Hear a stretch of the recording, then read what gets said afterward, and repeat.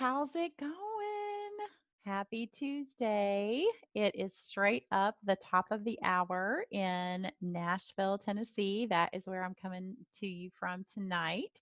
So we are going to go ahead and get started. As we get started, I'm hoping that you can hear me. So I am just going to ask as we get started here that if you haven't been to a webinar before, welcome. I'm so happy to be your first, if I am your first.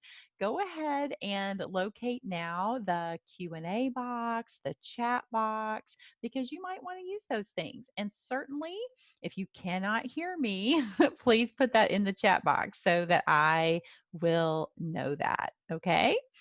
Um, and all right. So we will go ahead and get started. Okay. So the first thing that I want to say to you as we get started is there is no shame in being stuck. So, what I know about you, if you're here tonight for this webinar, is that you are probably feeling stuck, right? Or else you wouldn't be coming to something titled How to Get Unstuck. And if you are feeling stuck, that's okay. It's not a problem. We have all been there.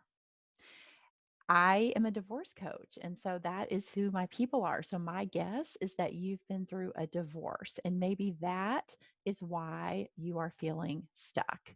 Maybe it's not your divorce. Maybe it is a relationship that's happened since your divorce. Maybe it's another type of ending or transition altogether, right? There's lots of things in life that make us feel stuck. But the point is, we've all been there. We spend days, sometimes weeks, sometimes multiple weeks, just spinning in a flurry of thoughts about what happened, right? About the thing that happened. Why did it happen? How in the world could this have happened? All of these questions. And then, of course, the biggest question is, how do I move on from here? What in the world do I do from here? And we just don't know how to do it, right? And so that is why we feel stuck. But my friend, if you are feeling stuck, you are in the right place because tonight, in the next 30 to 45 minutes, you are going to learn how to get unstuck. So, all right, as we get started, I want to introduce myself to you. My name is Jennifer Bogard. I am a certified life coach. I was certified through the Life Coach School. I'm also a founding coach at Virtuosa Coaching. And there are so many things that I could tell you about myself, but I won't drone on and on. The things that I think are the most important is number one, my most important job is that I'm a mom, right? And you can see there, those are my kids. My daughter is 14. She just started high school. My son is 11 and he just started middle school. So these are very exciting times here at the Bogart house and also very busy times. If you're a mom, you know what I'm talking about, right? And the other thing that I want to tell you about myself is that I am divorced, probably like you, right? And also, probably like you, I never dreamed that I would be divorced. That never felt like that was an option in my world. And nevertheless, here I am. I'm divorced. So, those are probably the two biggest things that I want you to know. And then, of course, I'm a life coach, right? And my mission, I told you that I work mostly with divorced women. And my mission as a coach is to equip and empower women to stop living at the mercy of their emotions and their emotional triggers so that they can move forward after their divorce and create a new life that they feel proud of, a new life that they want to be living. No more automatic default, no more survival mode. So, to that end, that is what we are talking about tonight. So, I am not going to read all of the things on this screen because I know that you can read those things, right? But here is a couple of things that I want to offer as we get started. Number one, If you are multitasking, if you are scrolling on social media and your notifications are going off left and right, I just want to invite you to give yourself the gift of this time. We're going to spend about 30 to 45 minutes together. It's not that long. And I would just offer for you to think about this as self care. You are learning how to take better care of yourself. And to the degree that you give yourself the gift of this time, it is going to benefit you, but not only you, it's going to benefit everyone in your life. So, just inviting you to kind of give yourself the gift of focus during this time. Okay. And secondly, if you don't have a pen and paper handy, you're probably going to want to get one because there are some juicy nuggets that I'm going to be sharing here tonight. You're going to want to take some notes. So go ahead and get that if you don't have it. And we are going to do question and answer at the end. So if you have any questions, I feel like I kind of I talk fast anyway, and I feel like I will probably kind of go quickly through this. And so if there's anything that you need me to kind of reiterate or go over again, you have any questions, we'll do all of that at the end, I promise. So you can either go ahead and just put them in the Q&A box as we go, and I'll circle back to them at the end, or you can write them down and ask them later, however works best. All right, my friends, are you ready? Let's dive in. So, how do you know if you're stuck? Well, the biggest indicator to being stuck is when your mind is spinning in obsessive thoughts about the thing, right? Like the thing that's happened. It's the divorce, the breakup, the job loss, whatever this traumatic event is, your mind is kind of stuck spinning about all the questions, right? Like, what happened? How did this happen? Why did it happen?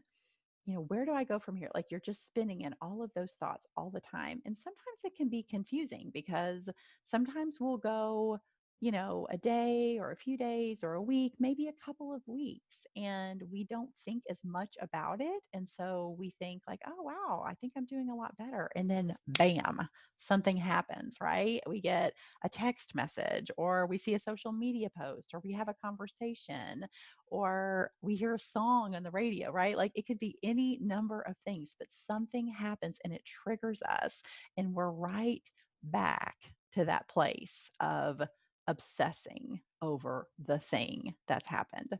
So if that sounds familiar to you at all, then you're probably stuck. And I just want to encourage you to use that chat box. I would love for this to be as interactive as possible. I wish so much that we were sitting in the room together, but since we can't be doing that, the extent of our interaction is the chat box and the Q&A. So find that chat box and that Q&A. And if you can relate to any of this stuff, give me a yes or a yes girl in the chat box. I would love that. But so that's the biggest thing is just those obsessive thoughts. But some other indicators that you might be stuck is that you are just generally very reactive, right? You're easily triggered. So what that looks like is, the slightest thing happens, like your kid knocks over a drink from the table and you burst, shouting.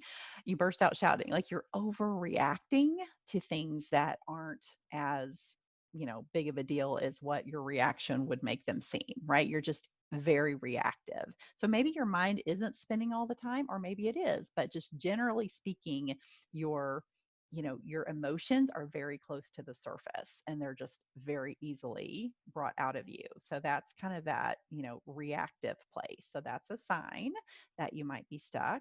Also, if you're having trouble focusing, so you're at work, you're supposed to be, of course, doing your work, but your mind is someplace else. Your mind is back thinking about the thing, right? Thinking about him, thinking about the breakup, thinking about, what happened? Oh my gosh, I can't believe this happened. What am I going to do next? All of those things. Your mind is there. So you're at work, you're supposed to be working, you can't focus. You're at home, you're with your kids, but you're physically there. But let's be honest, your mind is someplace else. That is a huge sign that you are stuck.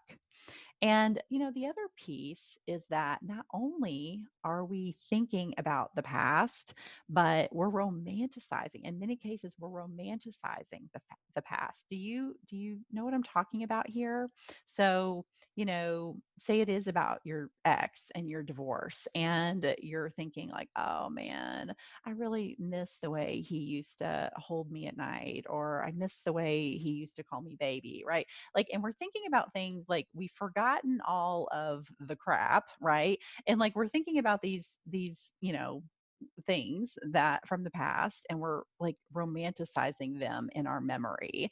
And let's be honest, they probably weren't that great even at the time, but in our mind, we've blown it up and it's just another reason to feel bad, right? Like to feel sad, to feel lonely, all of those things. So that's another indicator that you might be feeling stuck. So if you can relate to any of those things, tell me in the chat box. I would love, love, love to know. And if there's anything else that I've left out, I would love to hear that as well. If there's something else that you're struggling with that you think is an indicator, tell me that too. All right. So, what is the impact of being stuck? Like, what is being stuck costing you? And here's the thing. So, this is kind of what we were just talking about, right? When we're stuck, we are focused in the past and we are not in the present moment. So, yes, our body is physically here, but our mind is in the past. So it's like we are looking in the rearview mirror all the time. We are not in the present because the present, like we're avoiding the present. The present is painful. The present is where all the pain is. And we're just avoiding that. And we're just stuck back here in the past and we're trying to avoid the pain of the present moment. But the problem is that in trying to avoid it, we're actually creating more pain by spinning in those thoughts that are creating a flurry of negative emotions that are keeping us stuck in inaction. And then not only that, but the obvious, right? When we are thinking about the past all of the time, we're missing out on our life today in the here and now. And so it's costing us greatly. So that's the reason we want to get unstuck. So what's the prerequisite for getting unstuck? So like what do you got to do? What has to be true for you to be able to get unstuck? And the only thing that has to be true is that two things. Number one, you got to believe that it's possible, and you got to believe that you have the power to make it so. It's really important that you believe those two things, that it is possible to heal. It is possible to move forward from this. And I have the power to do it. But here is a word of caution, okay? Your mindset is essential to your healing and to your growth. And there's a difference between wanting to change and being committed to change. You know what I'm saying? So, wanting is passive, right? Like, there's lots of things that I want, right? Like, I mean, I could sit around and say, I want to lose 25 pounds. I want to have $1 million. I want to move to the beach, right? Like, I'm sitting around and dreaming about that. Like, yeah, I'd love to have that. I just want it.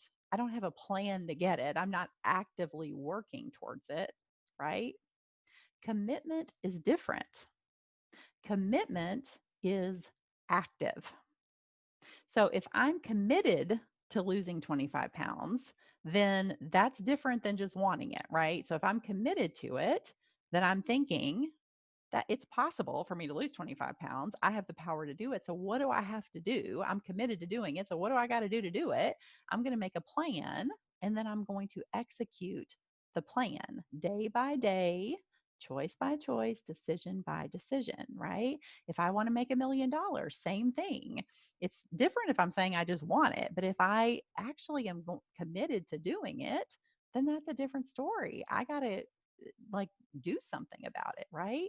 I've got to like I have to wake up thinking about it. I have to go to bed thinking about it. I have to be committed to it. So commitment is active and it requires you to be thinking all the time that this is possible and I have the power to do it. And so when you're thinking thoughts like that, you are feeling positive emotions. You are feeling committed. You are feeling excited. You are feeling motivated.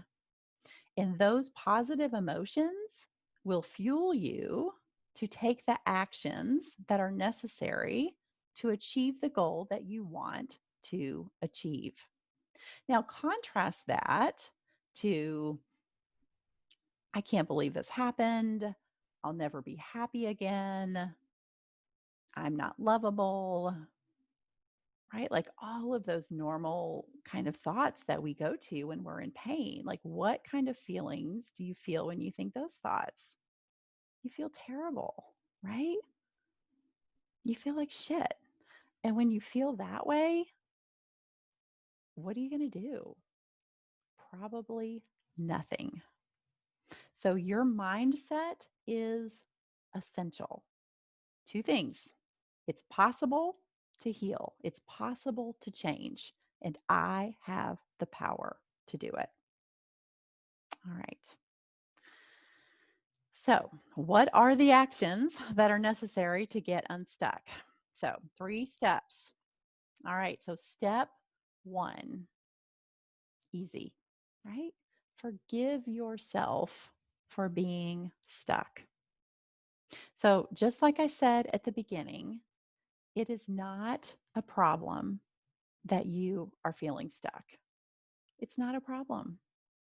Whenever we experience divorce or heartbreak or any type of ending like this, it can feel very traumatic and it's normal to feel the pain that is associated with that.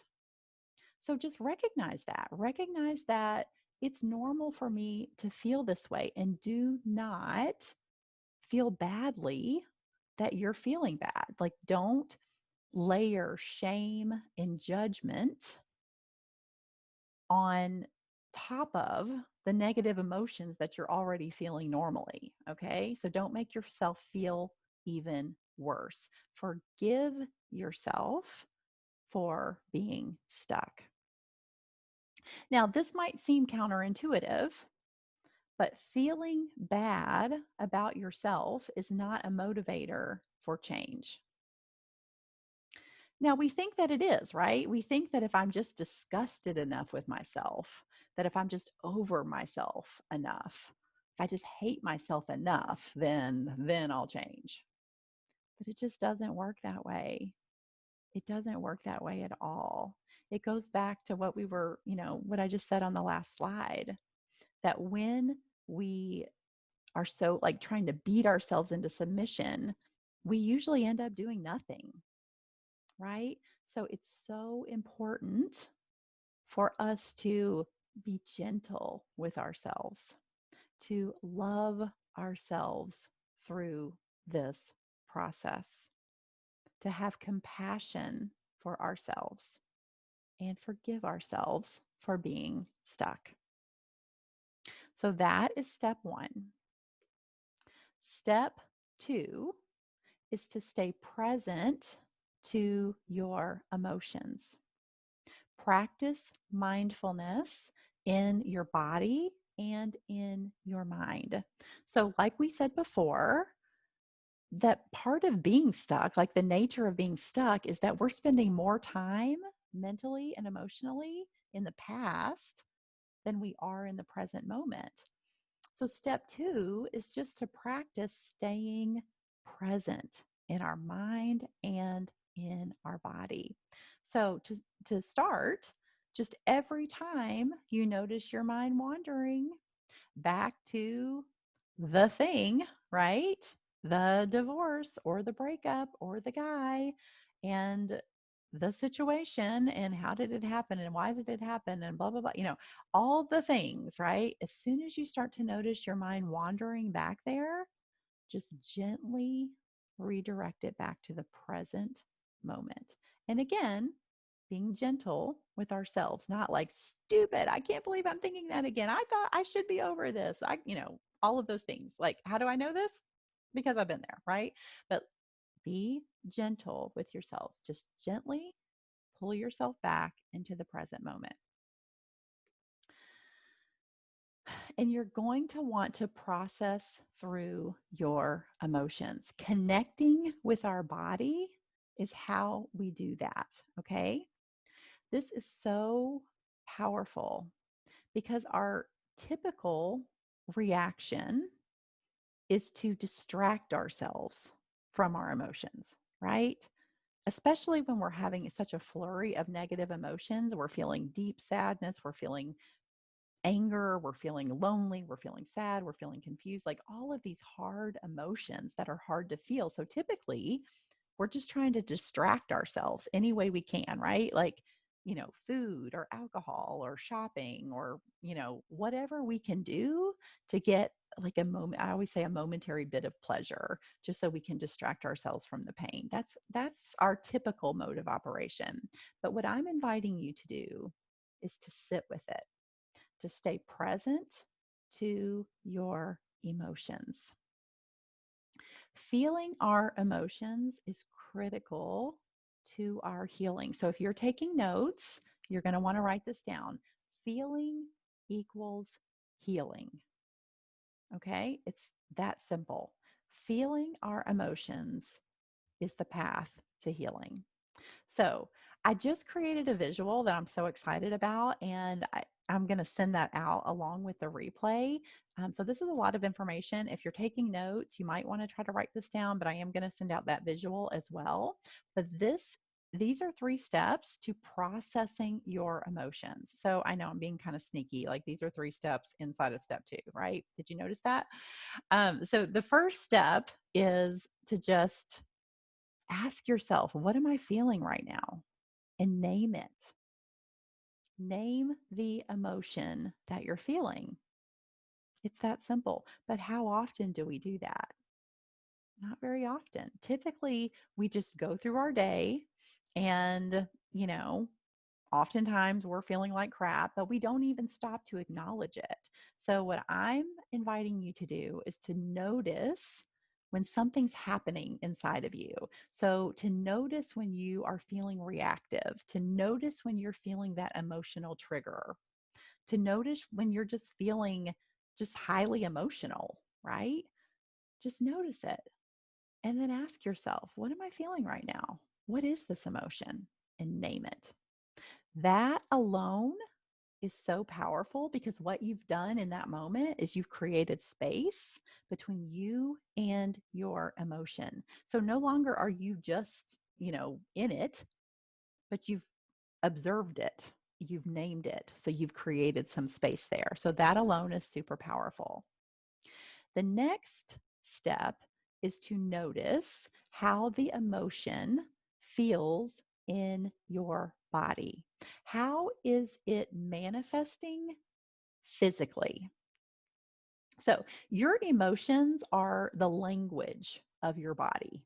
Okay. So, every time you're feeling an emotion, it's going to show up physically. Like there are going to be physical sensations that go along with that emotion. So, narrate them. Okay. So this is, I mean, I know it's not always possible to do it, perfectly, but what I love to do when I have the opportunity to do it is to just close my eyes and narrate through like, what are the sensations that I'm feeling in my body? So whatever the emotion is, if it's, you know, fear or anger, or for me, it's restlessness a lot, what am I feeling? I've named it. And then what is the physical sensations that I'm feeling. And so, I mean, those are going to be things like my heart is racing. I'm having a hard time getting a breath. I have shallow breath. Maybe you have a headache. Maybe you feel like you have like nervous energy coursing, through your arms and your legs. Maybe your stomach is upset. It could be any number of things, but figure out, what does this emotion feel like in my body? So that is step 2. And then step 3 is to ask yourself, what am I thinking right now? Now, why is that important? That's important because your thoughts are creating those emotions. Now, sometimes those thoughts are buried so deep in your subconscious brain that they're not immediately evident to you. So you might ask yourself, what am I thinking? And you're like, I don't know. It's like those thoughts are so deep in your subconscious that they're like background music, right? They're old tapes that have been playing in your mind for a long, long time. And now you don't even notice that they're playing. But when you do this process, you are pausing, slowing down, and listening for the background music. What are the thoughts that you're thinking? Dump them onto paper, journal them, put them in the notes on your phone, whatever you have to do, but get them out of your head so that you can see them. And when you can see them, you can question them, right? You can observe them. And again, you have created that space. So, my friends, this is what it looks like to process your emotions. This is so powerful because what it does is, when we are feeling emotionally triggered, our brain, it's like a computer, it's gone offline. So think of it that way. It's like your brain is offline. When you're in a highly reactive state and you are feeling triggered, like your brain is offline. But when you can go through this process of naming what you're feeling, connecting to your body, what are the sensations that are going along with the emotion that I'm feeling? What are the thoughts that I'm thinking? And you can connect those 3 pieces, you process through it. It allows your brain to come back online. Your prefrontal cortex, which is the executive functioning part of your brain. And so, again, that's creating space between you and your emotions, and that helps you to gain power over your emotions so that you're no longer at the mercy of them. This is really powerful, you guys. And that alone gives you the ability to respond instead of react. That's huge, right? Like, how often are we in situations where we're feeling that trigger and we want, we just react, like it's like a knee jerk reaction because we're so reactive and we're so emotional and we're, feeling so triggered and our brain is offline. And so we just kind of have a quick reaction. And then later we think like, oh God, I wish I wouldn't have done that. I wish I wouldn't have said that. I should have done this. I should have said that. Right. And when you have your faculties about you and your brain is online and you're thinking, and you just take that minute to just, it's sometimes it's not even a minute. Sometimes it's a matter of seconds, but you just take that pause to kind of get in touch with yourself, to kind of, turn up the volume on your inside world a little bit, connect with yourself and see what's going on in there. It gives you the ability to respond versus reacting. And that, my friends, is what we call emotional growth. All right, so that is step 2. So step 1 is just forgive yourself for being stuck. Step 2 is staying present to your emotions, processing through them. Step 3 is acceptance. So this is a hard one, and I'm not going to pretend like it's not. It is, but it is so important. And acceptance really just looks like accepting that whatever happened, happened. It was always going to happen that way. It couldn't have happened any other way. And how do I know this? Because that's the way it happened, right? The facts, the reality, it is what it is. And we can't change it. And so often we just want to rage against it because we want it so badly to be different.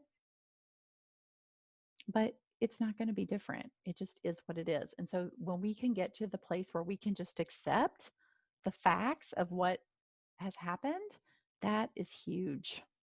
And that is for our benefit. It feels impossible. I promise you it's not. So, how do you do it? Well, here's one way to do it. There's probably more. This is one way that I'd like to offer you. Okay. So, write down your story and then circle the facts of your story. And then underline or highlight the thoughts or the stories around the facts. Okay. So, what am I saying here? So, a fact, just, I mean, I know you know what a fact is, but, for our purposes here today, the facts are going to be the things that every single person in the world would agree on. Okay. There's no room for judgment or opinion or evaluation. Facts are facts. Every single person in the world would have to agree for it to be considered a fact and for you to circle it. Okay. And then the other things that you are underlining or highlighting, those are your thoughts. Those are the stories that you're telling yourself around the facts. So write down your version of what has happened, circle the facts, highlight the stories, and then focus exclusively on the facts. And I think, first of all, what you're going to notice is there's very few facts. There's maybe a handful, maybe a couple, right? Focus exclusively on the facts. And then just notice the stories that you are currently telling yourself about those facts. Now, it is not necessary that you like the facts or that you agree with the facts. It's not necessary. It's helpful, but it's not necessary. Okay. You don't have to, but you do have to stop arguing with them because we lose every time. I mean, if it worked, I'd be all for it, but it doesn't. Every time we argue with the facts, we lose. So we have to accept that the facts are the facts. Now, something that I often say is that the easiest way to change your life is to change how you think about your life. Okay. So, how can you do that? How can you change the way that you are thinking about the facts? Because those other stories that you highlighted, you've been telling yourself those stories for a long time, right? So, how can you start to think something different? Well, here is one way to do it. Ask yourself some powerful questions to shift your thinking. So, these are just some examples, right? You might think of others. And if you do, I'd love to see them in the chat box. But some that I thought of are, how could this have happened for me? What did this thing make possible for me? What wouldn't have happened if not for this thing? What can I be grateful for as a result of this thing that's happened? Now, I'm going to warn you, when you ask your brain these questions, your brain is going to shoot back, I don't know, right? These are hard questions. Your brain wants easy. So your brain's not going to be super excited to answer these questions, but keep asking. How could this have happened for me? Your first response from your brain is like, no, this did not happen for you. This absolutely happened to you. This is horrible, right? Like that is what your brain is going to say initially. Don't accept that. Keep asking. But what if it did? What if it did happen for me? How could that be true? How could this have happened for me? And keep asking until you find some answers. And then the answers to those questions will give you new thoughts that you can practice thinking, new stories that you can begin to think about the facts in your situation. And those new thoughts will create new feelings, which will inspire different actions than the ones you've been taking. And those different actions will create a new and different result for you in your life. So, why does it matter so much how you feel? And the reason that it matters is because your emotions are the fuel for your life. So, that's why it's so important for us to be in touch with our emotions, right? To know what we are feeling all of the time, really, to just be in constant touch with ourselves. How am I feeling?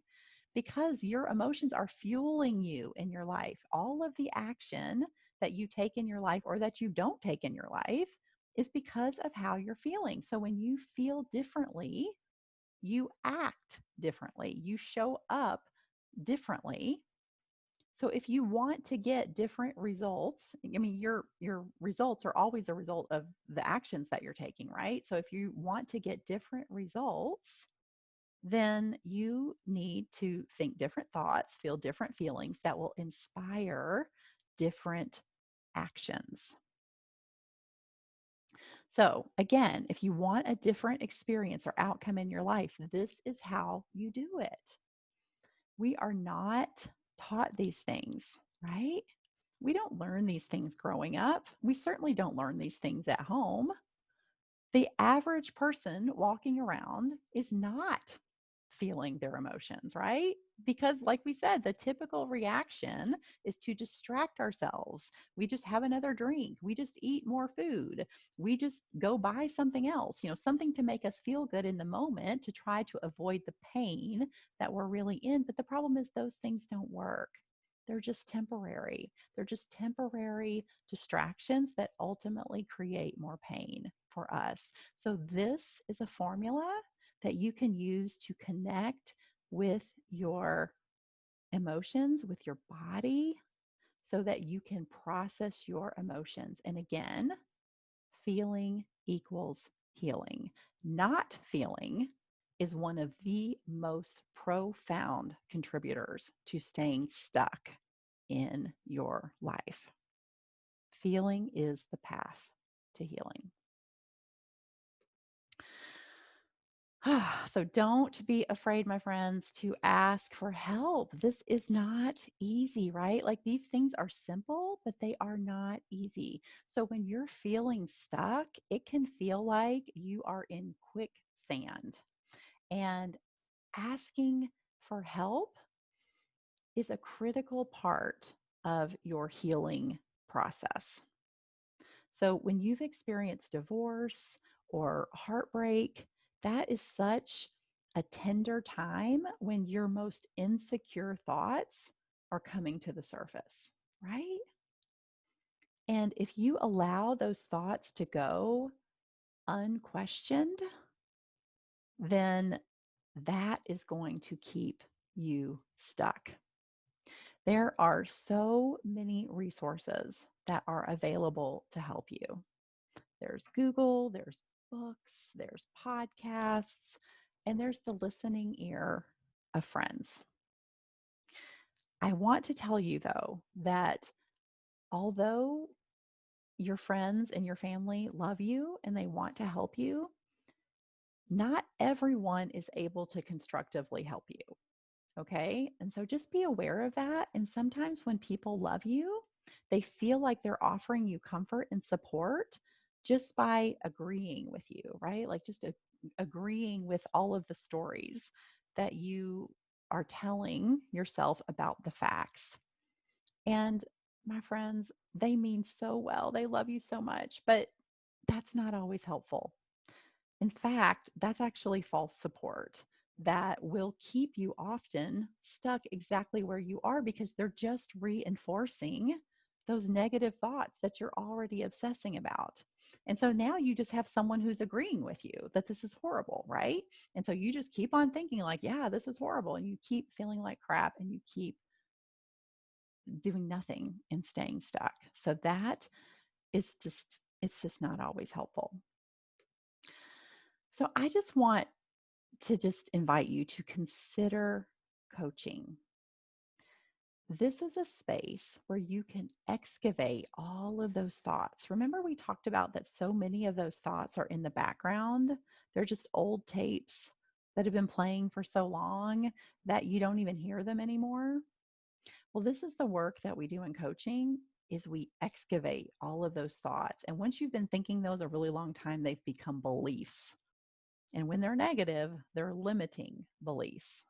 And so we pull all of those things out. We examine them with curiosity and compassion for ourselves because we're always gentle with ourselves to understand why they are there and how they are serving you or how they're not serving you.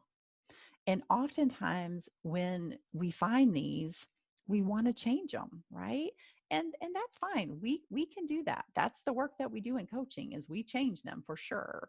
But we got to kind of spend some time there, right? And have that compassion for ourselves and understand why they're there in the first place, process through them, and then get to the place where we can start practicing new thoughts to think that will create new feelings that will inspire different actions that will create new outcomes for you in your life so that you can get unstuck.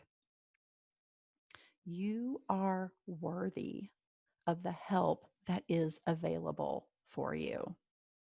So, if you want to learn more about what the coaching looks like, I would love to do that with you. And you can see my link there on the screen. So, just book a consult. It's free. It's 30 minutes of your time, and we'll just kind of go through it and we'll start. We'll just start. We'll start with one specific situation and pull out one thought and just give you that experience to see how quickly a shift can occur. But whatever you do, just do something, right? And then as we close, I just want to say time is not a healer. So often I hear from people, it just takes time. I see here it says it doesn't just take time. Yeah, well, it doesn't just take time. That's true. But I hear so often from people that it just takes time, but it doesn't. Time isn't a healer. Time is passive, and wanting is not enough, right? Just like we talked about in the very beginning. Wanting isn't enough. Wanting to change, wanting to heal is passive. But in order to get unstuck, you have to be committed. You have to take action in order to create new and different outcomes in your life, in order to get unstuck. So it doesn't just take time, it's all about what you do with the time. Time will pass. My program is 3 months. And often what I like to say is, in 3 months, you can be unstuck and moving forward and creating a new life that you feel proud of and that you want to be living. Or you can be exactly where you are today, right? Like it's your choice. But whatever you decide, just do something because you are worth it. All right. So that is all I have for tonight. That is the conclusion. So I'm going to go now to the Q&A box. I just want to invite you, if you have any questions, I did say at the start, you can put those in the chat in the Q&A as we go along, or you can put them there now. So if you have any questions, I'll give it just a minute and see if we have any questions. Okay. Oh, okay. So somebody is asking me to go through the steps to processing your emotions again. Did I talk too fast? I know I talk really fast. And I packed a lot into that step too. That was tricky, right? So the steps to processing your emotions is number one, to just notice what you're feeling, to notice when you're feeling triggered or when you're feeling reactive or just highly, emotional. Notice it and ask yourself, what am I feeling right now? And name it. So, name it, number one. Number two is to narrate it.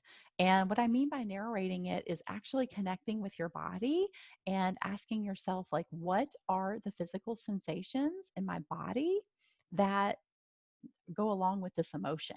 So, when I'm feeling anxious, what are the sensations in my body that alert me that I'm feeling anxious. So maybe it is, you feel like pressure in your chest. Maybe your throat feels constricted. Maybe your cheeks are red. Maybe you're sweating.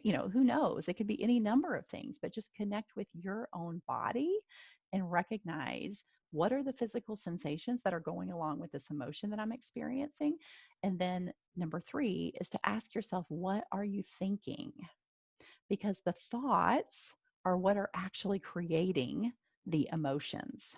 So name the emotion number one, connect with your body number two, narrate it, and then number three, what am I thinking? Get those thoughts out of you somehow on the notes on your phone, write them down so that you can look at them, observe them, question them. That is how you create space between you and your emotion so that you can start to gain power over it. All right. Was that helpful? I hope so.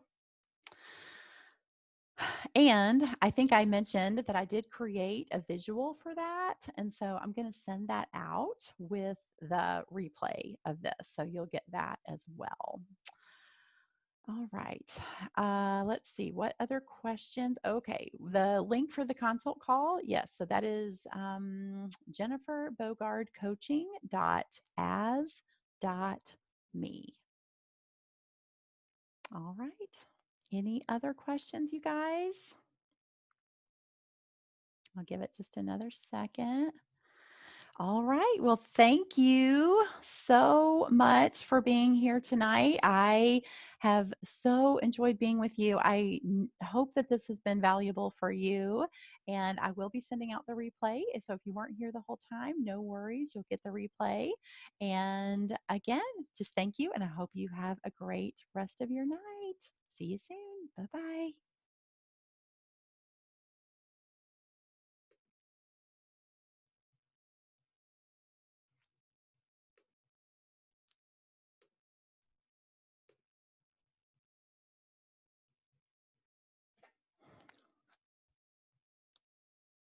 Wow.